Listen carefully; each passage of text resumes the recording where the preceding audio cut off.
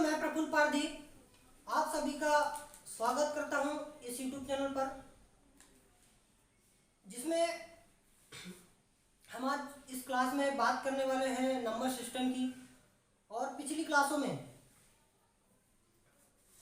पिछली जो क्लास हुई थी हमारी जीडी की, जिसमें हमने सिलेबस डिस्कस किया था जीडी का, और हमारी क्लासेस चल ही रही है बाकी जो मैथमेटिक्स की, जिसमें हम अलजेब्रा चला रहे हैं। तो वो और कॉम्पिटिटिव एग्ज़ाम के लिए, और अब ये स्पेशल में जीडी एग्ज़ाम के लिए, जीडी कांस्टेबल एग्ज़ाम के लिए आपके लिए प्रोवाइड कराई जा रही है। और उसके बाद वो जो क्लासेस चल रही है हमारी, वो ऑल कॉम्पिटिटिव एग्ज़ाम के लिए है, और इसको भी आप ऑल कॉम्पिटिटिव एग्ज़ाम के तौर पर देख सकते हैं। तो आप लोगों को बता दूं कि सबसे पहले गणित को समझने के लिए गणित का बेसिक नॉलेज बहुत ज़रूरी है। गणित के समझने के लिए जो गणित है उसका बेसिक नॉलेज बहुत ज़रूरी है। हम गणित तो पढ़ लेते हैं, लेकिन हमें जो गणित का बेसिक नॉलेज है वो नहीं होता है। तो उसके लिए हमें गणित का बेसिक नॉलेज लेना बहुत ज़रूरी है, क्योंकि गणित का हमारे जीवन पर्यंत में, हमारे जीवन में बहुत महत्व है।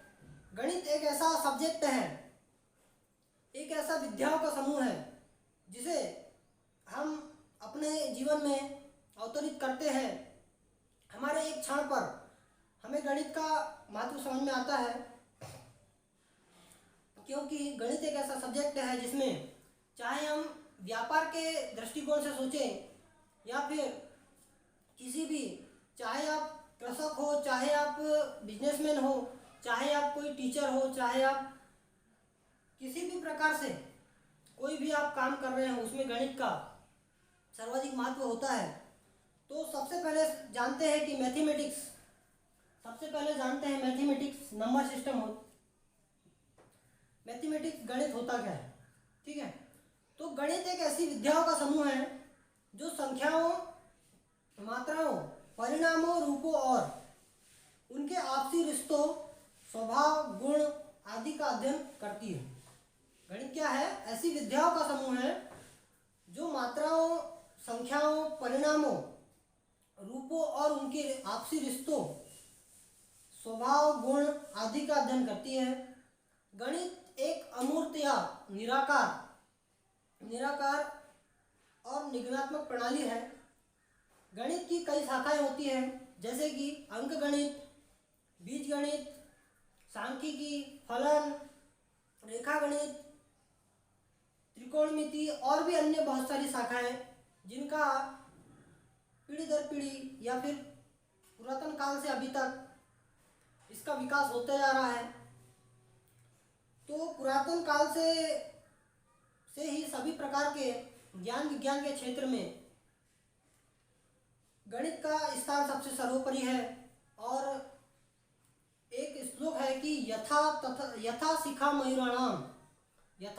मयूराणाम नागाणाम मणयो यथा तथा वेदांग शस्त्राणाम गणितम मूर्धनि स्थितम।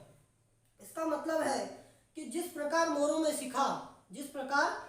में शिखा और नागों में मणि का स्थान सबसे सर्वोपरि होता है, उसी प्रकार सभी वेदांग और शास्त्रों में गणित का भी स्थान सबसे ऊपर होता है। ठीक है, तो महान गणितज्ञ गाउस ने कहा था कि गणित सभी विज्ञानों की रानी है। जो गणित है क्या है? सभी विज्ञानों की रानी है।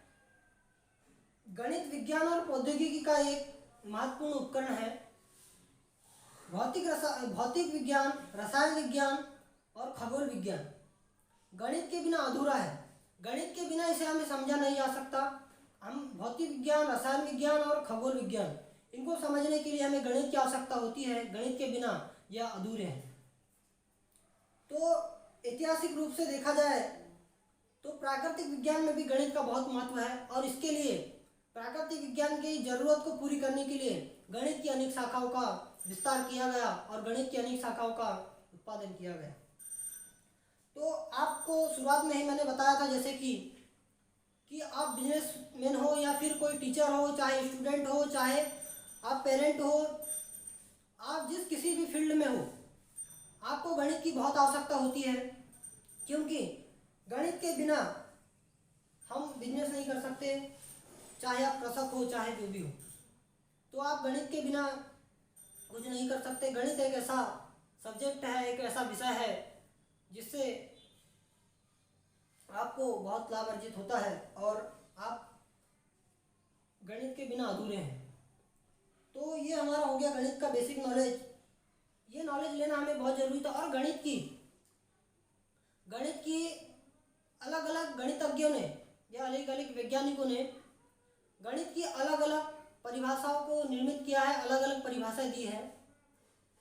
ठीक है, तो आज हम स्टार्ट करने वाले हैं।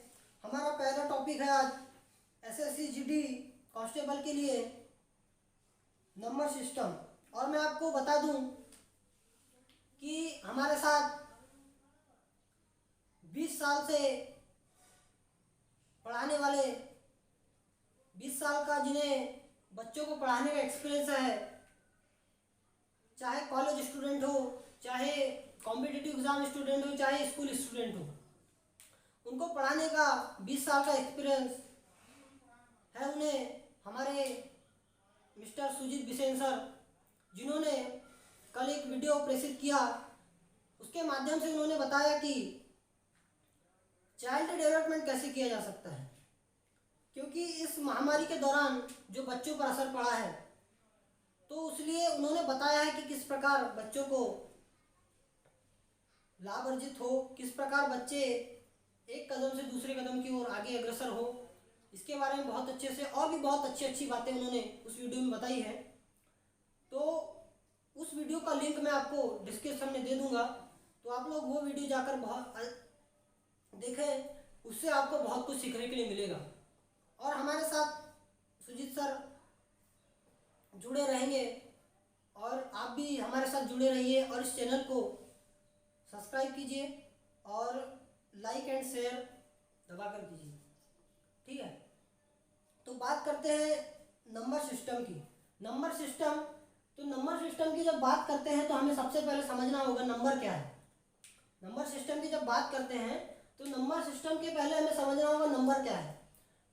क्योंकि जब भी किसी चीज़ को हम पकड़ते हैं, किसी चीज़ को आपने पकड़ लिए, तो किसी भी चीज़ को पकड़ने से पहले हमें ये पता होना चाहिए उसकी जड़ तक जाना बहुत ज़रूरी है। उसकी जड़ तक बहुत जाना ज़रूरी है। तो नंबर सिस्टम समझने से पहले नंबर क्या होता है समझते हैं। नंबर यानी संख्या। वस्तुओं को गिनने के लिए जो वस्तु होती है हमारी, मैंने आपको जिस प्रकार बताया था कि जो गणित है कि वस्तुओं को गिनने के लिए, आप कोई बिजनेसमैन है, आप कोई प्रोडक्ट बेच रहे हैं, तो आपको वस्तुओं को गिनने के लिए नंबर की जरूरत पड़ेगी। इसमें आपको क्या मैथमेटिक्स घुसाना पड़ेगा। तो वस्तु को गिनने के लिए जिन संख्याओं का उपयोग किया जाता है, प्रयोग किया जाता है, उसे हम क्या करते हैं, संख्या करते हैं। एक बार फिर से बता दूं कि जिन वस्तुओं को गिनने के लिए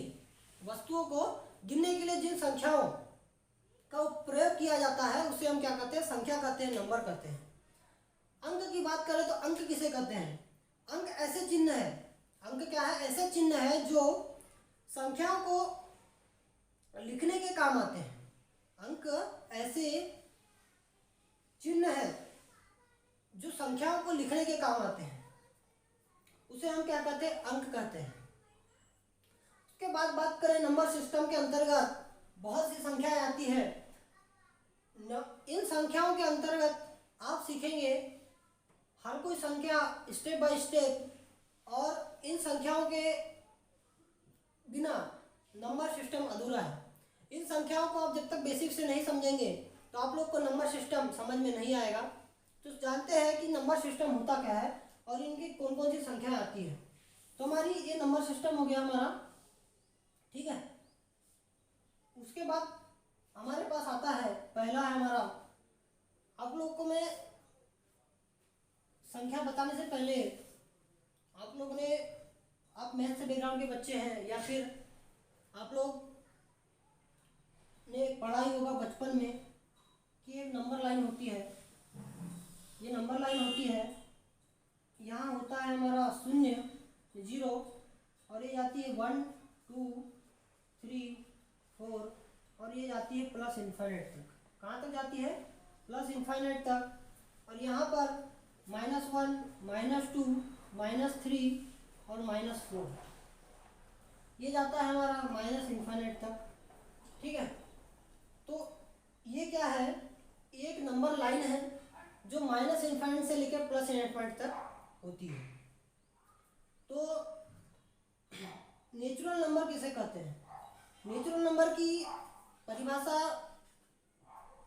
बता दूं पहले कि वे संख्याएं जिनमें वस्तु की गणना की जाती है, जिनमें वस्तु की गणना की जाती है उसे हम क्या कहते हैं? नेचुरल नंबर कहते हैं, प्राकृतिक संख्या कहते हैं।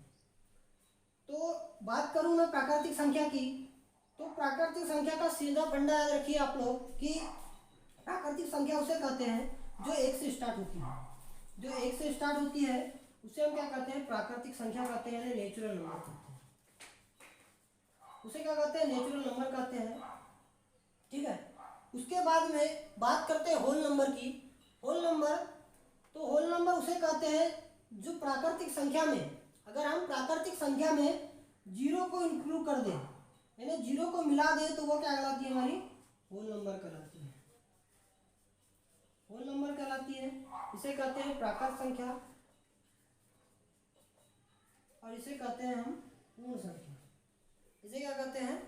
पूर्ण संख्या। पूर्ण संख्या। ठीक है, उसके बाद बात करें कि पूर्ण संख्या होल नंबर, तो वो संख्या जिसको अगर से हम प्राकृत संख्या में 0 को इंक्लूड कर दे तो क्या कहलाती है? होल नंबर कहलाते हैं, यानी प्राकृत पूर्ण संख्या कहलाती है। उसके बाद बात करते हैं इंटीजर्स की। इंटीजर्स यानी पूर्णांक संख्या। पूर्णांक संख्या, तो पूर्णांक संख्या क्या होती है? अगर हम इस पोर्शन को पूरा मिला दें, -इन्फिनिट से लेकर +इन्फिनिट तक, कहाँ तक? -इन्फिनिट से लेकर +इन्फिनिट तक जब पूरी संख्या आ जाती है तो उसे क्या कहते हैं हम? पूर्णांक संख्या। उसे क्या कहते हैं? पूर्णांक संख्या। ये क्या होती है? Integers number. ठीक है, इंटीजर नंबर, इसे क्या कहते हैं? पूर्णांक संख्या। पूर्ण संख्याओं में ऋणात्मक संख्याओं और धनात्मक संख्याओं को आपस में मिला दें या फिर सम्मिलित करने पर जो संख्या प्राप्त होती है हमें, उसे क्या कहते हैं? हम पूर्णांक संख्या कहते हैं। उसके बाद आपको बता दूं, हमने समझ लिया, एक बार फिर से बता देता हूं आप लोगों को कि नेचुरल नंबर, प्राकृत संख्या उसे कहते हैं जो 1 से स्टार्ट होती है। ठीक है, इस नंबर लाइन में 1 से जो स्टार्ट होती है, यानी 0 के इधर जब 1 से स्टार्ट होती है उसे हम प्राकृत संख्या कहते हैं। और जिस प्राकृत संख्या में हम 0 को इंक्लूड कर दें, 0 को मिला दें, तो वो क्या कहलाती है? होल नंबर, यानी पूर्ण संख्या कहलाती है। उसके बाद बात करें पूर्णांक संख्या, इंटीजर नंबर। इंटीजर नंबर की बात करें तो -इन्फिनिट से लेकर +इन्फिनिट तक जो पूरी संख्या है वह क्या कहलाती है? पूर्णांक संख्या कहलाती है, इंटीजर्स कहलाती है। ठीक है, तो ये हो गई हमारी प्राकृतिक संख्या, पूर्ण संख्या और पूर्णांक संख्या। उसके बाद बात करें सम संख्या और विषम संख्या की। तो जब सम संख्या और विषम संख्या की बात करते हैं तो हमारे पास सम संख्या और विषम संख्या, जिसमें आप लोग बचपन में से जानते होंगे कि सम संख्या क्या होती है, विषम संख्या क्या होती है, फिर भी मैं आप लोगों को बता दूं। तो हमारे पास है इवन नंबर,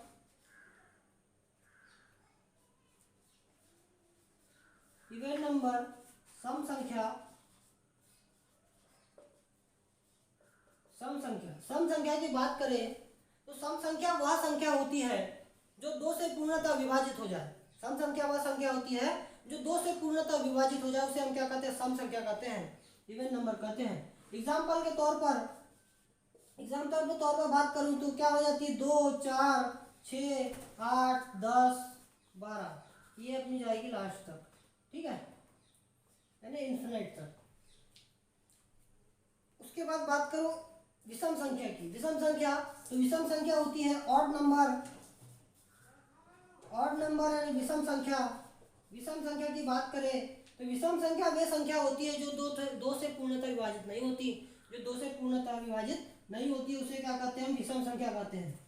तो बात करूं विषम संख्या की, तो एग्जाम्पल के तौर पर कौन सी हो जाएगी विषम संख्या? जैसे कि 3, 1, 3, 7, 9, 11,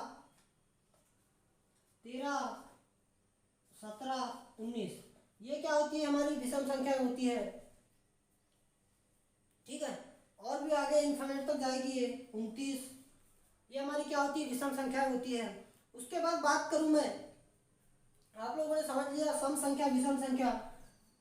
तो विषम संख्या सम संख्या के बाद आता है हमारा, ये क्या है, बेसिक नॉलेज है। बेसिक नॉलेज लेना बहुत जरूरी है।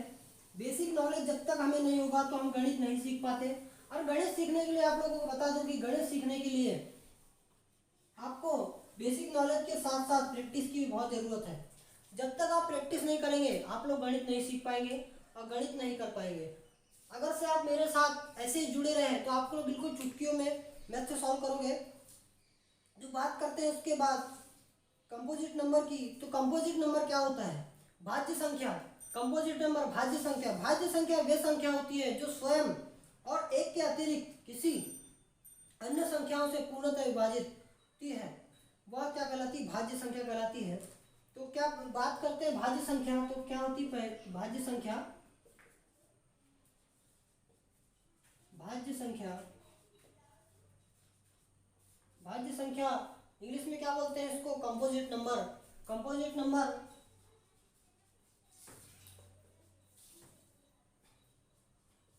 कंपोजिट नंबर वे नंबर होते हैं जो एक से और किसी अन्य संख्या से पूर्णतः विभाजित हो जाए।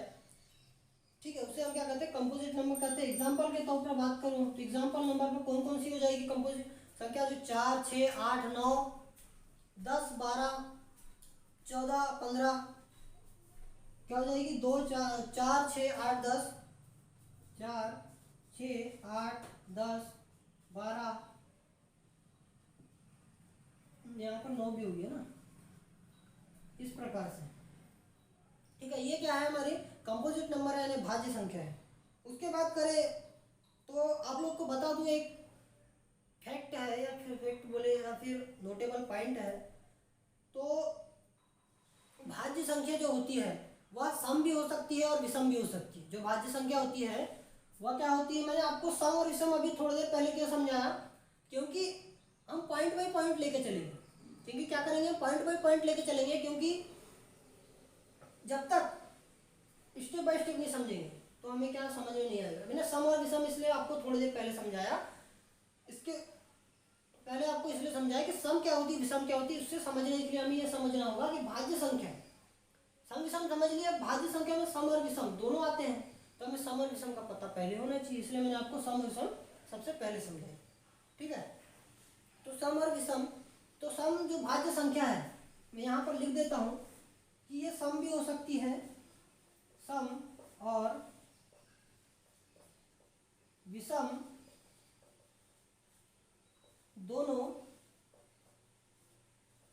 हो सकती है। जो भाज्य संख्या है वह सम भी हो सकती है और विषम भी हो सकती है। ठीक है, उसके बाद बात करें अभाज्य संख्या की। अभाज्य संख्या, अभाज्य संख्या की बात करें, ये क्या होती है, अभाज्य संख्या होती है प्राइम नंबर। प्राइम नंबर की बात करें तो प्राइम नंबर किसे कहते हैं, प्राइम नंबर वे संख्याएं हैं जो स्वयं और एक के अलावा अन्य किसी संख्या से विभक्त नहीं होती।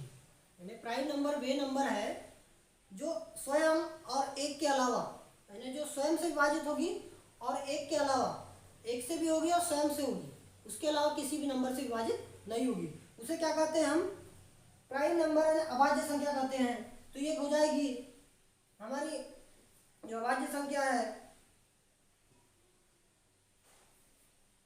एग्जाम्पल के तौर पर बात करूं तो अभाज्य संख्या 1,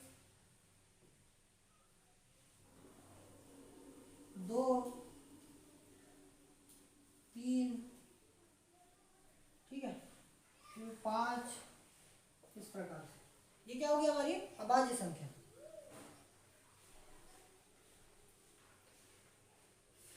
ठीक है, तो उसके बाद में बात करते हैं, मैं आपको अभाज्य संख्या के बारे में थोड़ा बता दूं। ये संख्या है सबसे पहले कि एक और एक ना तो अभाज्य है, सॉरी थोड़ा मैंने सबसे पहले बता दूं कि क्या होता है कि जो एक संख्या है संख्या एक यानी एक है, एक क्या है, ना तो अभाज्य है ना भाज्य है। जो दो है, जो दो है वह सबसे छोटी, जो दो है सबसे छोटा प्राइम नंबर है और इकलौता सबसे दो है, जो दो है वह क्या है, सबसे छोटा और इकलौता प्राइम नंबर है। जो दो है सबसे छोटा और इकलौता प्राइम नंबर है, जिसे हम अभाज्य संख्या कहते हैं। ठीक है, तो बात करता हूं कि 1 से 100 तक, जो 1 से 100 तक कितनी अभाज्य संख्या होती है? 1 से 100 तक कितनी अभाज्य संख्या होती है? बताइए मुझे आप कि 1 से 100 तक कितनी अभाज्य संख्या होती है? 1 से 100 तक मैं बोलूँगा कि 1 से 100 तक 25 अभाज्य संख्या होती है। 1 से 100 तक, तो 1 से 100 के बीच, 1 से 100 के बीच,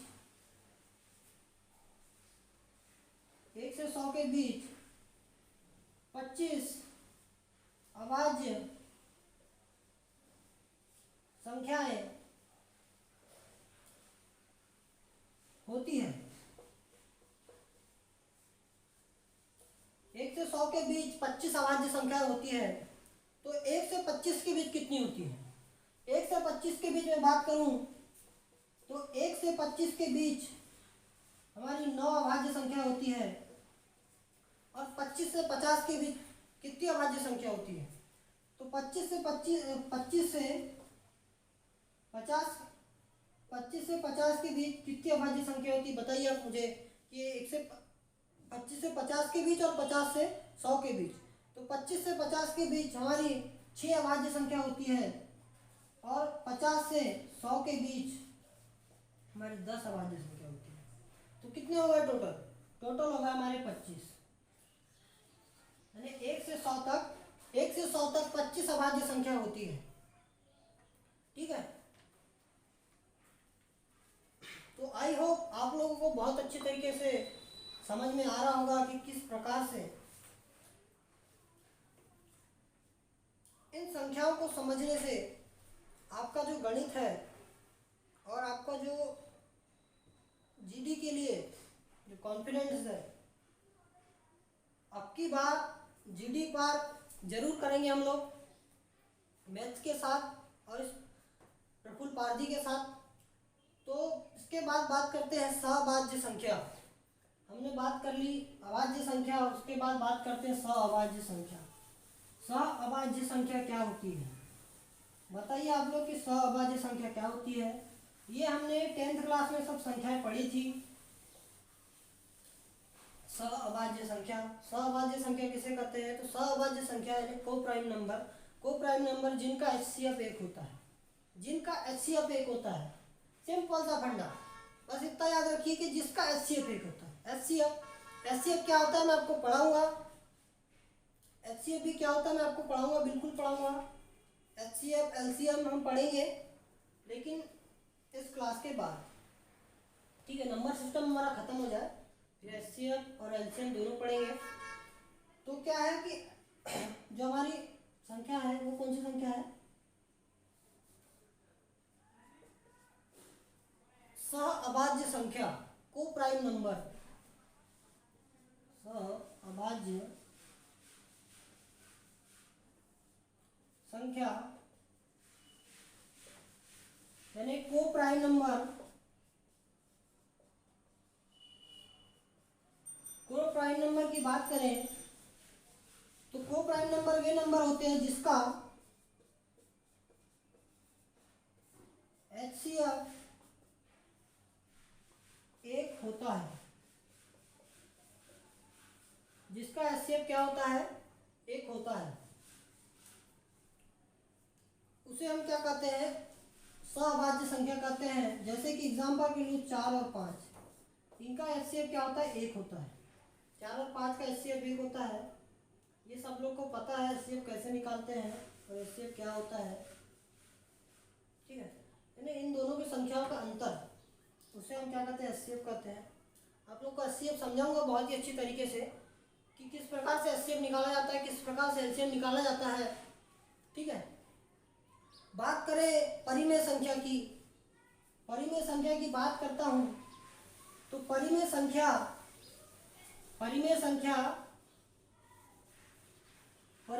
की बात करूँ तो परिमेय संख्या वे संख्या होती है जो P/Q के रूप में लिखी जा सकती है, यानी P/Q के रूप में लिखी जा सकती है। परिमेय संख्या की बात करें, ठीक है, जो अपॉन में लिखी जा सकती है, जिसमें अंश और हर होता है। परिमेय संख्या को क्या बोलते हैं इंग्लिश में? Rational number.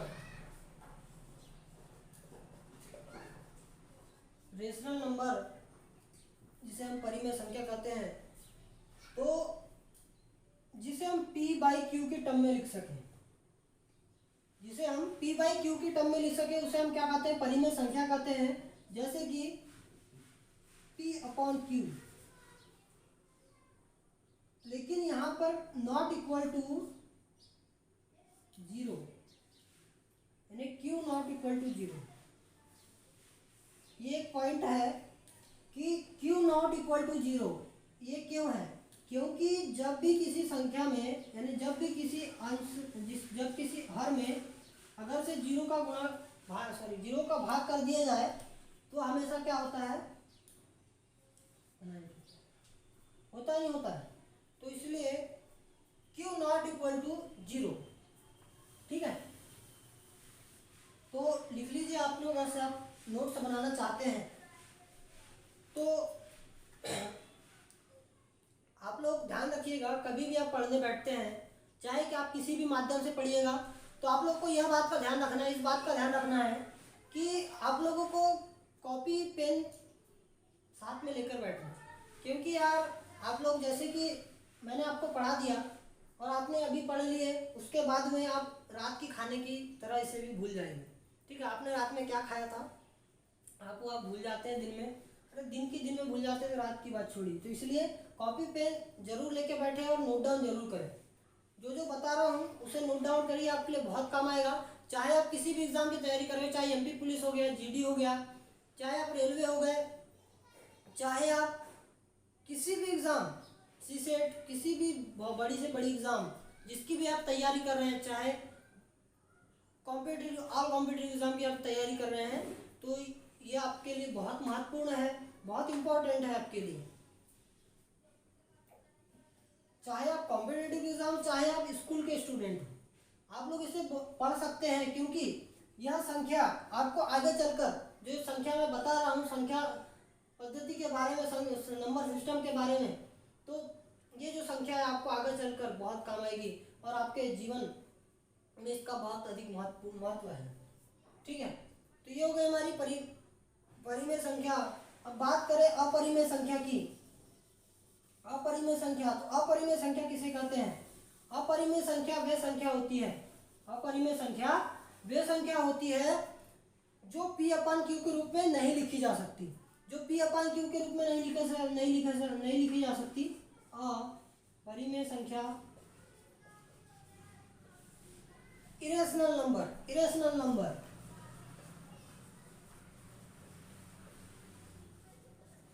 इरेशनल नंबर किसे कहते हैं? जो P/Q के रूप में नहीं लिखी जा सकती, उसे क्या कहते हैं हम? इरेशनल नंबर, यानी अपरिमेय संख्या कहते हैं। तो मैं बता दूं आप लोगों को कि जो पाई है, पाई एक क्या है? अपरिमेय संख्या है।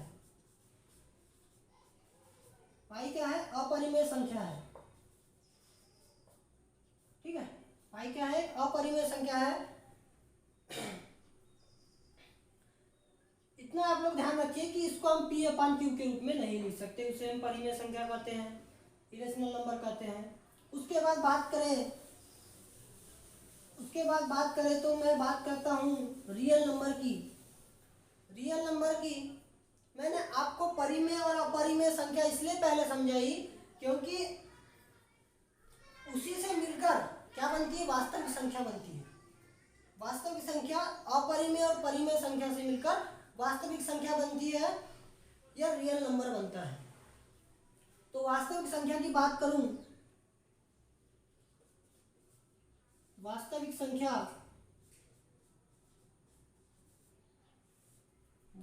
संख्या जिसे हम इंग्लिश में कहते हैं रियल नंबर,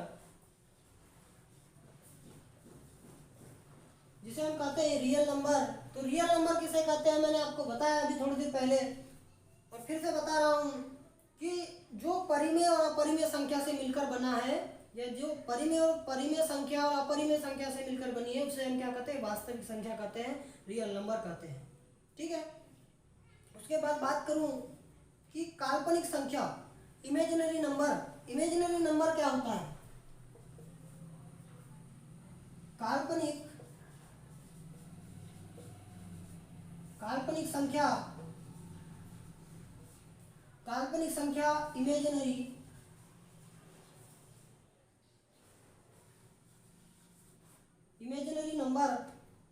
नंबर की बात करूं तो ऋणात्मक संख्याओं का वर्गमूल, जो ऋणात्मक संख्या है उनका वर्गमूल करने पर जो संख्या बनती है, जैसे कि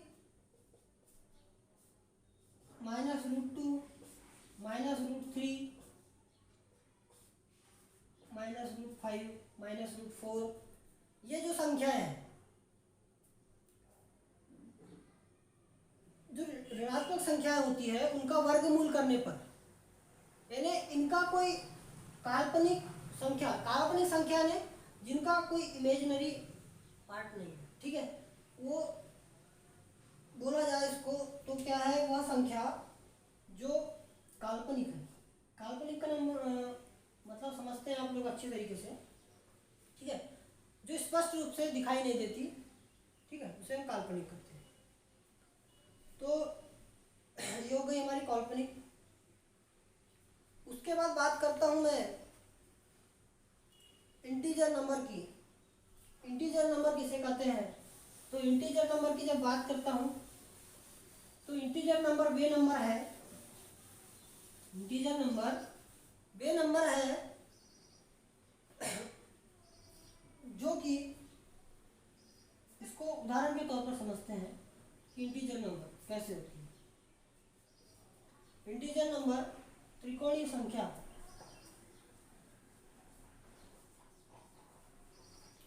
त्रिकोणीय संख्या की बात करें, integer number, sorry, triangular number,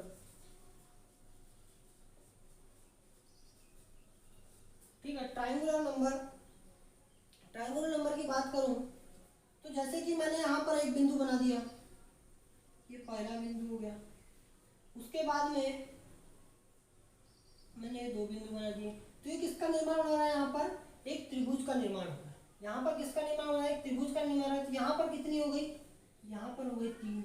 उसके बाद में फिर से लिखा मैंने 1 2 3, फिर मैंने यहाँ पर 1 बढ़ा दिया, फिर 1 बढ़ाया तो क्या हो गया? यहाँ पर 1 3 और 3 6, वैसे ही यहाँ पर बढ़ते चले जाएंगे। उसके बाद होगा 10, ठीक है, यहाँ पर फिर से मैं बढ़ा दूँ, जैसे कि 1 2, ये हो गए 3 और ये बढ़ा दूँ। तो यहाँ पर क्या हो रहा है? त्रिकोण का निर्माण हो रहा है, यहाँ पर एक त्रिभुज का निर्माण हो रहा है। तो यहाँ पर क्या हो जाएंगे? हमारे 10 हो जाएंगे। 1 3 6 4, सॉरी 1 3 6 10, इस प्रकार से तो का निर्माण होता है, ठीक है।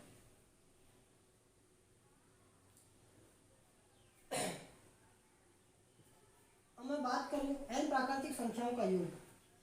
n प्राकृतिक संख्याओं का योग क्या होता है?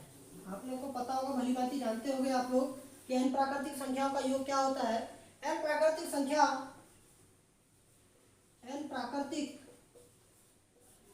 संख्या का योग, संख्याओं का योग, n प्राकृतिक संख्याओं का योग क्या होता है? n प्लस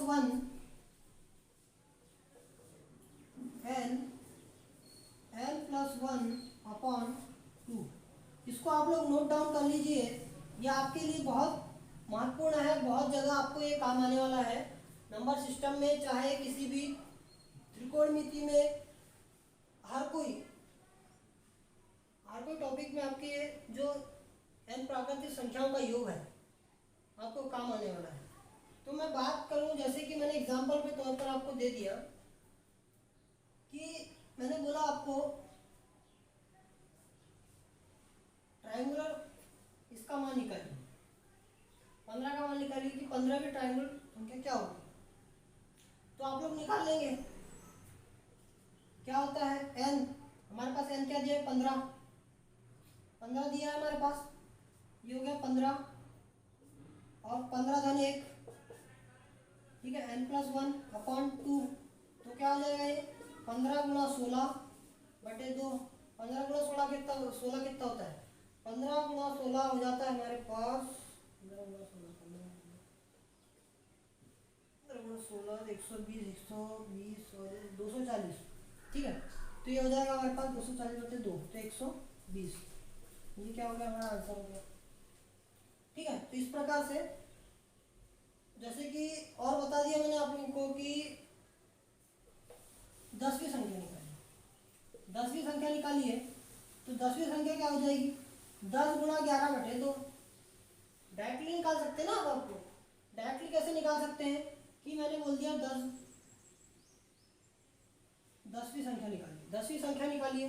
तो आप लोग क्या करेंगे डायरेक्टली लगा देंगे n+1/2, n+1/2 यानी 10वीं संख्या। तो क्या हो जाएगी यहाँ पर 10वीं संख्या 10 गुणा 11 बटे 2। 10 गुणा 11 कितना होता है 120, ठीक है 110। ये हो जाएगा हमारा 55 निकल के आ जाएगा। ऐसे ही आप लोग निकाल सकते हैं। उसके बात करता हूँ मैं युग्म अभाज्य संख्या की, यानी ट्विन प्राइम नंबर, युग्म अभाज्य संख्या, युग्म अभाज्य संख्या ट्विन प्राइम नंबर। तो ये संख्या 3 और जैसे कि उदाहरण के तो 3 जो ये संख्या होती है जैसे कि 3 और 5, 9 और 11, 13 और 15। तो ये जो संख्या होती है इनमें क्या होता है 2 का अंतर होता है। ये जो संख्या होती है हमेशा इनमें 2 का अंतर होता है, उसे हम क्या कहते हैं ट्विन प्राइम नंबर यानी युग्म अभाज्य संख्या कहते हैं। उसके बाद बात करता हूं मैं कुछ फैक्ट की, जिसमें नोट डाउन करने लायक कि जो सभी पूर्णांक संख्याएं होती है, परिमेय तथा अपरिमेय संख्या मैंने आप लोग को सब बता दिया है, ठीक है। तो बात करता हूँ अब, तो बहुत ही अच्छे से आप लोगों को समझ में आया होगा ये लोग जो संख्या मैंने आप लोगों को समझाई है। तो ऐसे ही हम लोग समझते रहेंगे। और कल हम पढ़ने वाले हैं, मैं आपको बता देता हूँ कि जो कल हम पढ़ने वाले हैं अगली क्लास में पढ़ने वाले हैं हम डिविजिबिलिटी रूल। डिविजिबिलिटी रूल भाजकता का नियम।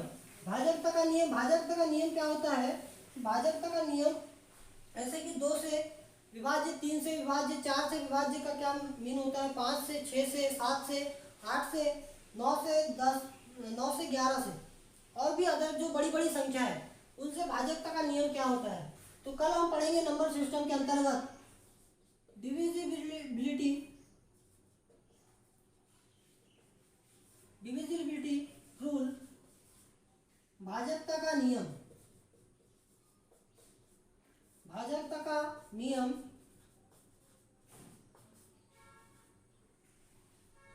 तो आई होप आप लोगों को बहुत अच्छे तरीके से मैंने जो जो संख्या बताई है वो समझ में आई होगी। और इन संख्याओं को समझना पढ़ना नंबर सिस्टम के लिए एक अच्छा तरीका होगा, क्योंकि इन संख्याओं को जब तक हम लोग नहीं पढ़ेंगे तब तक हमारे दिमाग में नंबर सिस्टम नहीं जाएगा। तो कल हम पढ़ेंगे डिविजिबिलिटी रूल, भाजकता का नियम, और इस चैनल के माध्यम से आप लोगों को जीडी की क्लासेस, मैथमेटिक्स, उसके बाद में मैं बात करता हूँ कि हमारी जो क्लास हुई है कल हमारे सुजीत बिसेन सर की, तो आप उनकी क्लासेस ज़रूर देखें। हिंदी और इंग्लिश का उन्हें 20 साल का एक्सपीरियंस है।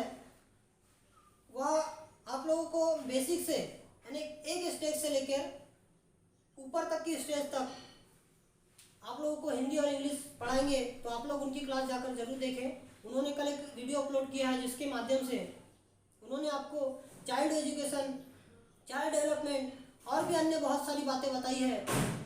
तो आप लोग उसके माध्यम से जुड़िए और चैनल को सब्सक्राइब जरूर करें, लाइक एंड शेयर करें।